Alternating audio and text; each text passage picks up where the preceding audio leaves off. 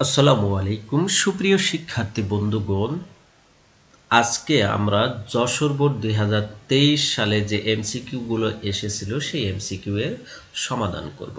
তো আশা রাখি তোমরা আমার ক্লাসটা শুরু থেকে শেষ পর্যন্ত ধৈর্য সহকারে দেখবে, যাতে তোমাদের প্রস্তুতিটা আরো জোরালো হোক। তো আমার লক্ষ্য কিন্তু একটাই, যে তোমাদের হিসাব বিজ্ঞানের প্রস্তুতিটা আরো জোরালো হোক, সেই প্রত্যাশা রেখেই আমি এই কর্মযজ্ঞটা শুরু করেছি। তো যশোর বোর্ডের প্রশ্নটা কিন্তু তুলনামূলকভাবে অনেক সহজ ছিল, বিশেষ করে কুমিল্লা এবং রাজশাহী বোর্ডের চেয়ে অনেক সহজ ছিল। ঠিক আছে, ঢাকা বোর্ডের মতো কোশ্চেন হয়েছে। তো দেখো কি বলা আছে, এক নম্বর প্রশ্নটা বলা আছে, অবচয় কোন ধরনের আর্থিক অবস্থাকে প্রভাবিত করে? অবচয় অবশ্যই এটি একটি অদৃশ্যমান লেনদেন, আর অদৃশ্যমান লেনদেন অভ্যন্তরীণ অবস্থাকে প্রভাবিত করে। অর্থাৎ যে সমস্ত লেনদেনগুলো বাহিরের বা থার্ড পার্টি কোনো পক্ষ জড়িত না হয় সেগুলোকে অভ্যন্তরীণ লেনদেন বলা হয়, আর যেগুলো থার্ড পার্টি কোনো পক্ষ জড়িত হয় বা বাহিরের কোনো পক্ষ জড়িত হয় সেগুলোকে বাহ্যিক লেনদেন বলা হয়। ঠিক আছে, তাহলে অবশ্যই যেহেতু অভ্যন্তরীণ, এটার কোনো থার্ড পার্টি কোনো পক্ষ জড়িত নাই, সেজন্য এটি অভ্যন্তরীণ লেনদেন।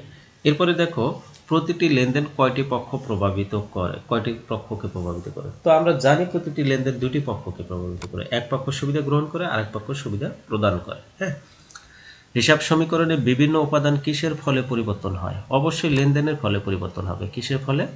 লেনদেনের ফলে। হিসাবের ফলে না, ব্যবসায়ের ফলে না, অর্থের ফলে না, লেনদেন হলে এরপর পরিবর্তন হবে। হ্যাঁ, মালিকানা সত্ত্ব কমলে, দেখো মালিকানা সত্ত্ব কোন পাশে থাকে? দায় এবং মালিকানা সত্ত্ব এক পাশে থাকে, আর সম্পদ থাকে এক পাশে। আমরা জানি মোট সম্পদ সমান দায় প্লাস মালিকানা সত্ত্ব, তাই না? তাহলে হয় ডেবিট পাশে যদি, বা বাম পাশে, বা আমি এটাই বলি যে সম্পদকে ডেবিট বলে আর দায় এবং মালিকানা সত্ত্বকে ক্রেডিট বলে। ডেবিট যদি কমে, ক্রেডিট কমবে, ক্রেডিট কমলে ডেবিট কমবে, ডেবিট বাড়লে ক্রেডিট বাড়বে। এখন যদি একটা ডেবিট কমে আর একটা ডেবিট বাড়তে পারে, ঠিক অনুরূপভাবে একটা ক্রেডিট কমলে আর একটা ক্রেডিট বাড়তে পারে। এখন দেখো মালিকানা সত্ত্ব কোন পাশে থাকে? ক্রেডিট পাশে। তাইলে মালিকানা সত্ত্বের সাথে আরেকটি জিনিস থাকে, দায়। তাহলে মালিকানা সত্ত্ব যখন কমে তখন দায় বাড়তে পারে। তাহলে এক নম্বর অপশনটা ঠিক আছে। আর যদি এই পাশে চলে আসে, ডেবিট পাশে চলে আসে, তাহলে সম্পদ কমতে হবে, অবশ্যই সম্পদ কমতে হবে, সম্পদ কিন্তু বাড়বে না। ঠিক আছে, অর্থাৎ এক পাশ কমলে আরেক পাশ কমবে। ঠিক আছে, এক পাশ বাড়লে আরেক পাশ বাড়বে। ঠিক আছে, দুই পাশে কিন্তু অবশ্যই কমলে কমবে, বাড়লে বাড়বেই। ঠিক আছে, তবে একই পাশে একটা কমতে পারে আর একটা বাড়তে পারে, এরকম। ঠিক আছে, মালিকানা সত্ত্ব কমলে মালিকানা সত্ত্বেরই ওই পাশে যেহেতু দায় থাকে, তাহলে দায় বাড়তে পারবে। আর সম্পদ পাশে যদি আসে তাহলে সম্পদ কমবে। তাহলে অপশন 1 আর 2 কোথায় আছে? ক নম্বর অপশন আছে। ক্রেডিট নোটকে কখন ব্যবহৃত হয়? দেখো, ক্রেডিট নোট এবং ডেবিট নোট নিয়ে অনেকে কনফিউজ হয়ে যাও, যে নোট এটা কি বিক্রয় না, বিক্রয় ফেরত না ক্রয় ফেরত। ঠিক আছে, তো এটা বেসিকভাবে এইভাবে মনে রাখবা, আমি যেটা মনে রাখি সব সময়, যে ডেবিট নোটটা হলো ক্রয় কি ডেবিট, তাহলে ক্রয় ফেরত দিলে ডেবিট নোট করতে হয়। ঠিক আছে, আর বিক্রয় কি ক্রেডিট, তাহলে বিক্রয় যদি ফেরত হয় তাহলে সেটি হবে ক্রেডিট নোটের মাধ্যমে। তাহলে এখানে ক্রেডিট নোট কিসের মাধ্যমে হবে? বাকিতে বিক্রিত পণ্য ফেরত আসলে ক্রেডিট নোট তৈরি করতে হয়। হ্যাঁ, বাকিতে বিক্রিত পণ্য ফেরত আসলে ক্রেডিট নোট তৈরি করা হয়, আর বাকিতে ক্রয়কৃত পণ্য ফেরত দিলে ডেবিট নোট তৈরি করা হয়। এরপরে 6 নম্বর প্রশ্ন বলছে, আর্থিক অবস্থার বিবরণী কখন প্রস্তুত করা হয়? অবশ্যই নির্দিষ্ট সময়। এটা যারা দেখায় বছরের শেষে দিয়ে দাও, তারা কিন্তু খুব ভুল করবে, চরম ভোগান্তিতে ভুগবে তোমরা। ঠিক আছে, একটা মার্ক দেখাশোনা কেটে যাবে, আর একটা মার্কের জন্য তোমার এ প্লাস মিস হতে পারে। আর তোমার একটা এ প্লাস মিস হওয়ার কারণে তোমার একটা গোল্ডেন এ প্লাস মিস হয়ে যেতে পারে। আর তোমার একটা গোল্ডেন এ প্লাস মিস হওয়ার কারণে তোমার ভালো ইউনিভার্সিটিতে বা ভালো কলেজে চান্স পাওয়াটা মিস হয়ে যেতে পারে। আর ভালো কলেজে চান্স পাওয়া মিস হওয়া মানে তোমার ভালো ইউনিভার্সিটিতে চান্স পাওয়াটা অনেক কঠিন হয়ে যাবে। ঠিক আছে, তার মানে একটা মার্ক তোমার লাইফের জন্য কত গুরুত্বপূর্ণ এটা কিন্তু তোমরা পরে বুঝতে পারবে। ঠিক আছে, দুতরফা দাখিলা পদ্ধতির বৈশিষ্ট্য কি? এটার বৈশিষ্ট্য হলো দাতা এবং গ্রহীতা এক পক্ষ সুবিধা গ্রহণ করবে আর এক পক্ষ সুবিধা প্রদান করবে। ঠিক আছে, দুতরফা দাখিলা আরও কিছু বৈশিষ্ট্য রয়েছে, তোমাদের অবশ্যই বই থেকে সেই বৈশিষ্ট্যগুলো একটু দেখে নেবে। এরপরে একটা সুন্দর একটা উদ্দীপক দিয়েছে, খুব সুন্দর একটা উদ্দীপক এবং সহজ একটা উদ্দীপক। বলা আছে সাফি অ্যান্ড ব্রাদার্সের একটি এক মালিকানা ব্যবসায়ী প্রতিষ্ঠান, তার প্রারম্ভিক মূলধন আছে 90,000। ওকে, বছর শেষে মোট সম্পদ 80,000 এবং ব্যাংক ঋণ 30,000। উত্তোলন দেওয়া আছে 25,000, অতিরিক্ত মূলধন দেওয়া আছে 15,000। ওকে, দ্যাটস এনাফ। ওকে, কি বলা আছে সমাপনী মূলধনের পরিমাণ নির্ণয় করো। ওকে, সমাপনী মূলধন কি আছে, সমাপনী মূলধন এই যে সমাপনী সম্পদ থেকে সমাপনী দায় মাইনাস করব। তো সমাপনী মোট সম্পদ আছে 80,000, সমাপনী দায় আছে কত 30,000। তাহলে এই 80,000 থেকে 30,000 মাইনাস করলে 50,000 হয়, এটি হলো সমাপনী মূলধন। তাহলে ঘ নাম্বার অ্যান্সার এটা। 9 নম্বর প্রশ্ন বলছে মুনাফা বা ক্ষতির পরিমাণ নির্ণয় করো। এখন মুনাফা বা ক্ষতির সূত্রটা কে বলতে পারবা বলো। ঠিক আছে, সূত্রটা হলো সমাপনী মূলধন মাইনাস প্রারম্ভিক মূলধন মাইনাস প্লাস উত্তোলন মাইনাস অতিরিক্ত মূলধন। ঠিক আছে, অর্থাৎ সমাপনী মূলধন প্লাস সমাপনী মূলধন মাইনাস প্রারম্ভিক মূলধন প্লাস উত্তোলন মাইনাস অতিরিক্ত মূলধন, এটি হলো আমাদের মুনাফা বা ক্ষতির সূত্র। ঠিক আছে, তাহলে দেখো সমাপনী মূলধন আমার কত বেরোলো 50,000, এর পরে কি আছে মাইনাস প্রারম্ভিক মূলধন, প্রারম্ভিক মূলধন কত 90,000। তাহলে 50,000 থেকে 90,000 মাইনাস করলে কত হবে মাইনাস 40,000 হবে। ঠিক আছে, এর সাথে প্লাস করতে হবে কত 15,000, 25,000 উত্তোলনটা। তাহলে মাইনাস 40-এর সাথে মাইনাস প্লাস 25 করলে মাইনাস 15 হয়। ঠিক আছে, এরপরে আবার অতিরিক্ত মূলধন এটাকে মাইনাস করতে হবে। ঠিক আছে, তাহলে 15,000 টাকা এটা মাইনাস করতে হবে। তাহলে মাইনাস 15-এর সাথে আবার মাইনাস 15 মাইনাস করলে কত হবে মাইনাস 30 হবে। তাহলে মাইনাস যদি রেজাল্ট আসে তাহলে ক্ষতি হয়, আর যদি প্লাস রেজাল্ট আসে তাহলে লাভ হয়। আমি সূত্রটা আবারও বলে দিছি, মুনাফা বা ক্ষতির সূত্র হবে সমাপনী মূলধন মাইনাস প্রারম্ভিক মূলধন প্লাস উত্তোলন মাইনাস অতিরিক্ত মূলধন। ঠিক আছে, সমাপনী মূলধন মাইনাস প্রারম্ভিক মূলধন প্লাস উত্তোলন মাইনাস অতিরিক্ত মূলধন। ওকে, ক্যালকুলেশন করে নিবা। যেহেতু মাইনাস রেজাল্ট আসে 30,000 তাহলে এটি ক্ষতি হবে। হ্যাঁ, আর যদি প্লাস রেজাল্ট আসতো তাহলে মুনাফা হতো। ক নম্বর প্রশ্নের আনসার হতো। মূলধন জাতীয় লেনদেনের বৈশিষ্ট্য কি? মূলধন জাতীয় লেনদেনের বৈশিষ্ট্য হলো এরা অনিয়মিত। ঠিক আছে, এদের পরিমাণটা একটু বড় হবে, এরা দীর্ঘমেয়াদী। ঠিক আছে, এদের অ্যামাউন্টটা বড় হবে, এরা দীর্ঘমেয়াদী হবে। তো এই সমস্ত বৈশিষ্ট্য, তো এই যে দেখো এখানে দীর্ঘমেয়াদী রয়েছে, তাহলে এটার অ্যান্সার হবে দীর্ঘমেয়াদী। হ্যাঁ, এরপরে দেখো যন্ত্রপাতি ক্রয়ের ভাড়া কোন জাতীয় ব্যয়? বিলম্বিত মুনাফা জাতীয়, মূলধন জাতীয়, নিয়মিত মুনাফা জাতীয়।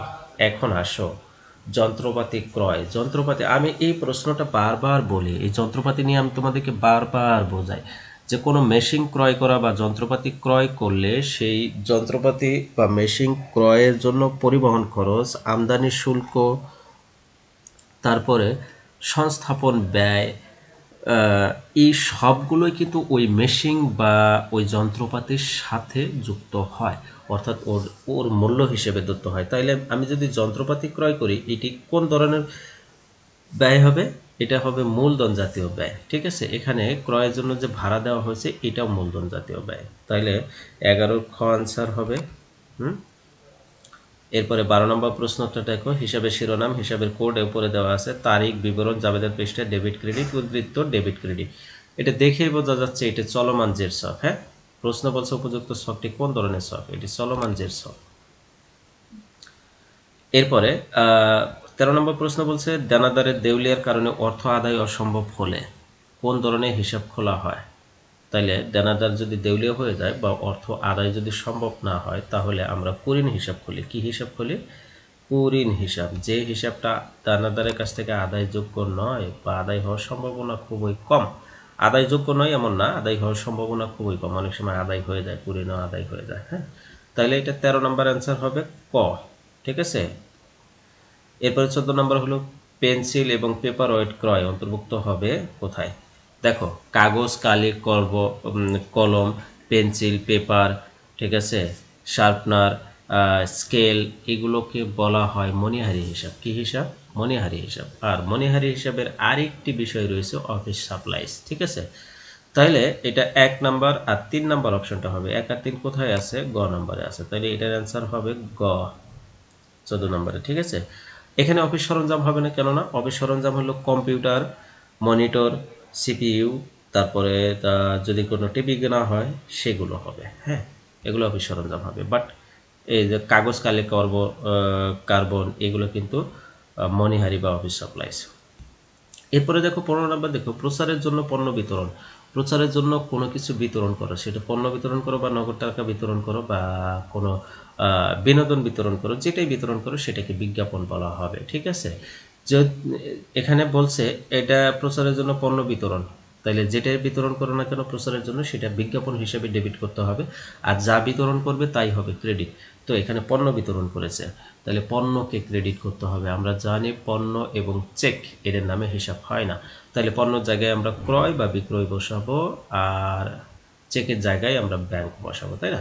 তো এখানে পণ্য বিতরণ করেছি, পণ্যটা বিতরণ করেছি, আমি কি বিক্রয় বসাইতে পারবো? বিক্রয় করলে তো পণ্য চলে যায়, আর ক্রয়কে তো পণ্যটা আমার থাকে সব সময়, তাই না?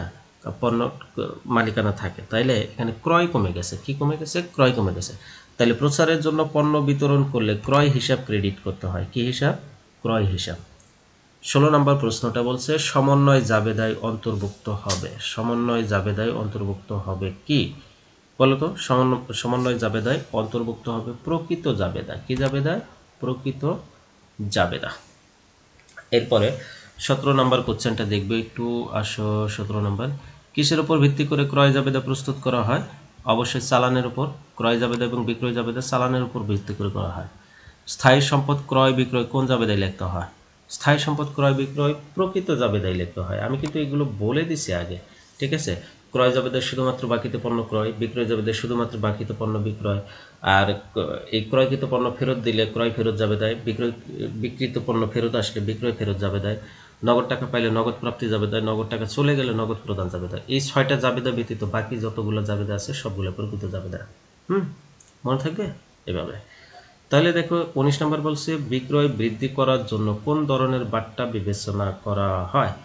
বিক্রয় বৃদ্ধি করার জন্য, তাহলে বিক্রয় বৃদ্ধি করার জন্য কারবারি বাট্টা দেই। ইনস্ট্যান্ট, যেটা ক্রয় বা বিক্রয়ের সময় যে বাট্টাটা দেওয়া হয় সেটি হলো কারবারি বাট্টা। ঠিক আছে, এটা ইনস্ট্যান্ট ডিসকাউন্ট। তোমরা যখন শপিং করতে যাও, যেমন এখন ঈদের কেনাকাটা চলছে, যদি কোনো শোরুমে ডিসকাউন্ট চলে তাহলে কিন্তু সেই শোরুমে তোমরা আগে যাওয়ার চেষ্টা করো, তাই না? এরকম যে ওখানে ডিসকাউন্ট আছে, ওখানে একটু কমে পাওয়া যাবে, এটা সবাই করে, তুমি না, তোমরা না, এটা আমরাও করি, সবাই করে। ঠিক আছে, ডিসকাউন্টে প্রোডাক্টগুলো আগে দেখার চেষ্টা করি আমরা, তাই না? এটি হলো বিক্রয় বৃদ্ধি করার জন্য। আর ডিসকাউন্ট থাকলে মানুষ বেশি কেনে, সচরাচর এটাই করে সবাই। এরপরে দেখো ক্রেডিট নোট কে প্রস্তুত করে? তাইলে এই যে এখানে দেখছি ক্রেডিট নোট কখন প্রস্তুত করা হয়? বা বাকিতে বিক্রিত পণ্য ফেরত আসলে। এখন বলো ক্রেডিট নোট কে প্রস্তুত করে? ক্রেডিট নোট কে প্রস্তুত করে বলো? ক্রেডিট নোট বিক্রেতা প্রস্তুত করে। কে করে? বিক্রেতা, যে বিক্রি করে। অর্থাৎ তুমি যখন পণ্য বিক্রয় করছো, সেই পণ্যটা ফেরত আসলে ক্রেডিট নোট তৈরি করো। তাইলে তুমি তো বিক্রেতাই, যখন পণ্য বিক্রয় করো তখন তো বিক্রেতা, তাই না? একজন বিক্রেতা। সহকারী খতিয়ান। সহকারী খতিয়ান বলি আমি, সহকারী খতিয়ান দেখলে চোখ বুঝে কোনো ব্যক্তি বা প্রতিষ্ঠানের নাম দিবা। কি দিবা? ব্যক্তি বা প্রতিষ্ঠানের নাম। দেখো ক্রয় হিসাবে এটা ব্যক্তি বা প্রতিষ্ঠান নয়। তামিম এন্টারপ্রাইজ আর ভাই ভাই ট্রেডার্স এরা ব্যক্তি বা প্রতিষ্ঠান, তাহলে এই দুইটার অ্যান্সার হবে। ওকে, ব্যাংকিং হিসাবের কোড নাম্বার, এটা চলমান যে শোকের একটা প্রশ্ন দেওয়া আছে, তারিখ দেওয়া আছে 21 সালে মে মাসের 11 তারিখ, বিবরণ দেওয়া আছে নগদান হিসাব, জাবেদা পৃষ্ঠায় টাকাটা বসাইছে, এই টাকাটা হবে এখানে। হ্যাঁ, এই টাকাটা হবে এই ডেবিট করে, আর পরেরটা ক্রয় হিসাবে এই টাকাটা হবে এই ক্রেডিট করে। হ্যাঁ, এখানে বসবে, এটা টাকাটা বসাইতে মিসিং হয়ে গেছে। প্রশ্ন বলছে উপযুক্ত তথ্য হতে ব্যাংক হিসাবের উদ্বৃত্ত লেখো। তাইলে নাম কি ছিল? ব্যাংক হিসাবে খতিয়ানের নাম ছিল। তাহলে উদ্বৃত্ত কি? প্রথমে 20,000 এখানে ডেবিটে ছিল, তাহলে এখানে ডেবিটেই বসাবো 20,000। পরেরটা আসছে ক্রেডিট থেকে, যদি বিপরীত দিক থেকে আসে তাহলে মাইনাস হয়, তাহলে এই 20,000 থেকে 5,000 মাইনাস করলে এখানে 15,000 বসার কথা, তাইলে এখানে ডেবিট উদ্বৃত্ত হবে 15,000। ঠিক আছে, এটা আনসার হবে ডেবিট উদ্বৃত্ত 15,000। এরপরে হিসাবের স্বাভাবিক ক্রেডিট উদ্বৃত্ত হয়, স্বাভাবিক ক্রেডিট উদ্বৃত্ত যেগুলো সাধারণত ক্রেডিট হয়, তাহলে ক্রয় যদি ডেবিট হয় তার ফেরত ক্রেডিট হয়, তাহলে এটা হবে প্রদেয় হিসাব, প্রদেয় তো দায়, এটা ক্রেডিটেই হবে। অগ্রিম বেতন এটা ডেবিট হয়, এটা সাধারণত ডেবিট হয়। খরচের অগ্রিমগুলা ডেবিট হয়। তাহলে 1 আর 2 অপশন কোথায় আছে? ক নম্বরে আছে।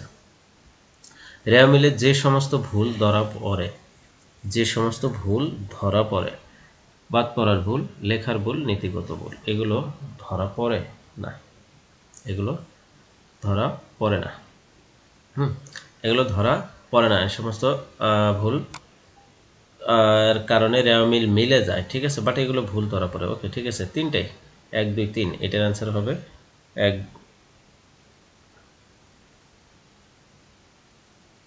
নীতিগত ভুল ধরা পড়ে না পড়ে, আমরা যদি কি বলে মেশিন ক্রয় করে যদি আমরা মণিহারি হিসেবে বসাই দিই তাহলে হবে না, বা যন্ত্রপাতি সংস্থাপন ব্যয়কে আমরা মজুরি হিসেবে অন্তর্ভুক্ত করে দিয়েছি, হবে না। তাইলে বাদ পড়ার ভুল আর লেখার ভুল, এই দুইটা ভুল ধরা পড়ে, 1 আর 2 অপশন হবে। দায় নয়, দেখো প্রাপ্ত ঋণ, ঋণ যদি গ্রহণ করো সেটা তার দায় হবে। তারপরে প্রদেয় ঋণ, ঋণ প্রদান করলে সেটা সম্পদ হবে। কুঋণ, এটা হলো খরচ।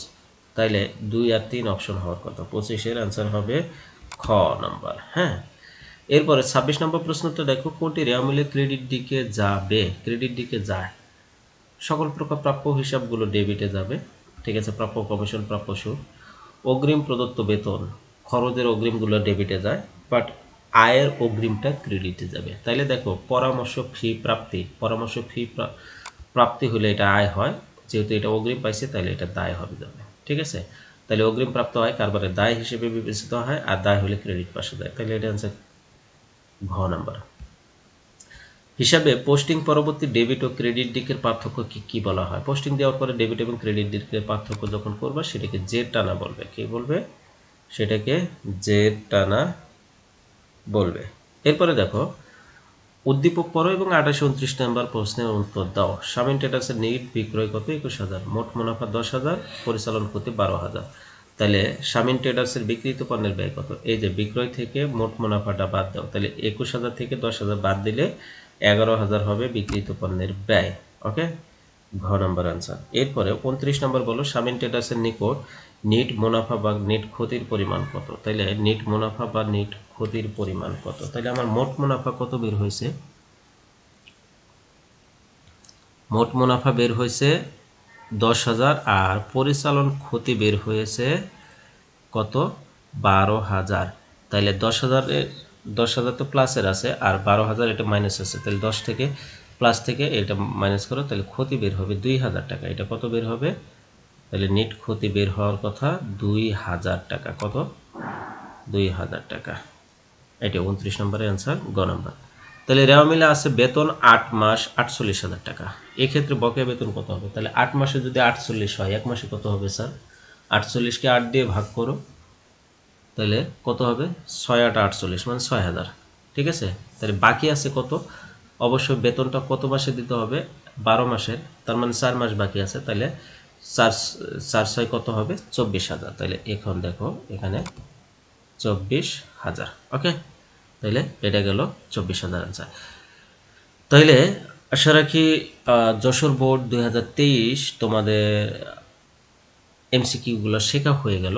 তো আমি যে কয়েকটি ক্লাস দিছি, এই কয়েকটি ক্লাসের মাধ্যমে এমসিকিউগুলো যদি শিখতে পারো, আশা রাখি যে কোনো এমসিকিউ আসলে তোমরা পারবে, এবং 30-এর মধ্যে মিনিমাম 28 থেকে 30, ঠিক আছে, মিনিমাম 28 এবং সর্বোচ্চ 30 তোমরা কভার করতে পারবে ইনশাআল্লাহ। সে পর্যন্ত সবাই ভালো থাকো, সুস্থ থাকো, দেখা হচ্ছে পরবর্তী ক্লাসে।